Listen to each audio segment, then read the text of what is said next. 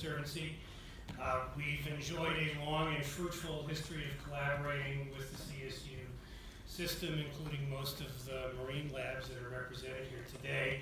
As you probably know, the state of California has three federally recognized coastal management agencies. We're the project agency. Coastal Commission and BCDC are regulators. We acquire land, restore wetlands, build trails, do things like that. So that's our mission statement. We have a lengthy list of goals and objectives. They're all numeric, and you can find them in our strategic plan on our website. I'm happy to say that we are now in the process of updating our strategic plan, and undoubtedly some of you are going to be burdened with a survey monkey asking for your input. There we go. So most of the funding we have right now is for Prop 1, although we do have some Prop 84 money and a little bit of Prop 12, and we just discovered some Prop 50 money under the cushions. So in trying to answer what our priorities are, the easiest way is to say we've picked these 4 categories of activities within Prop 1 to focus on: water sustainability and anadromous fish recovery, wetland restoration, and urban greening. So as far as the $100 million of Prop 1 money that the Coastal Conservancy had, that's what we're going to be spending it on. We do 3 Prop 1 rounds a year. There's a round open right now. I think applications are due at the end of May. We have 3 categories of scientific information that we need.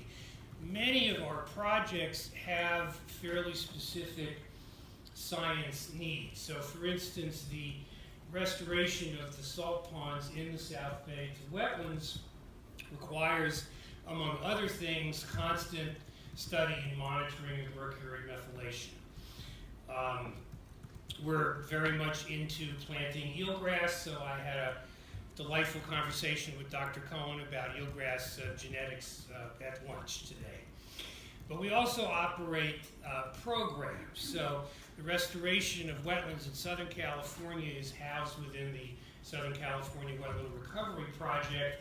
We have a group of scientists now who are working on essentially telling us what sea level rise means to our plans for wetland restoration and how should we be adapting to that.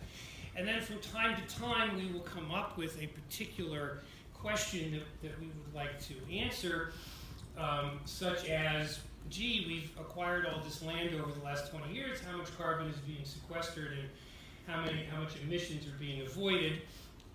I'm sorry to say that that's being studied by the enemy, the folks at UC Berkeley are answering that question, but there'll be other questions, and no doubt we'll be able to work with the CSU system. We have no funding set aside specifically for science, so there's a frowny face, but our large projects and programs all have science panels that are ongoing. Individual projects are mostly funded by RFPs these days, but not always. You should look at our website. You should check our website from time to time, because whenever we have an RFP, we update it. We don't really enjoy reading your grant proposals any more than you enjoy writing them. So we suggest that you call us and talk to us before you apply, because we can save each other a great deal of time that way, give you a read on, you know, how in the ballpark are you. So the future outlook, the state of California has gone for as long as 10 years in the last 30 without a resources bond. Lately, it hasn't gone that long without a resources bond. There are 2 resource bonds in the legislature now, one in the Assembly, one in the Senate. They're both different. I have no idea which one, if either, will emerge. Anybody who says they do is blowing smoke. Maybe there'll be another bond, maybe there won't. It's likely to me that we won't go 10 years without a bond in the foreseeable future, but maybe that's just wishful thinking on my part. We get a lot of money from the federal government, both directly for our operations from Becky and then for our projects and for projects that are federally authorized. through the appropriation process. I have no idea what's going to happen there, except I think that there will be, and I don't think it's going to be as bad as the president's skinny budget, because a lot of the things they want to cut are popular all over the country, but I assume that there's going to be less federal money for us in the future. Thank you. A safe assumption. Safe assumption. Thank you. Here you go. All right, John.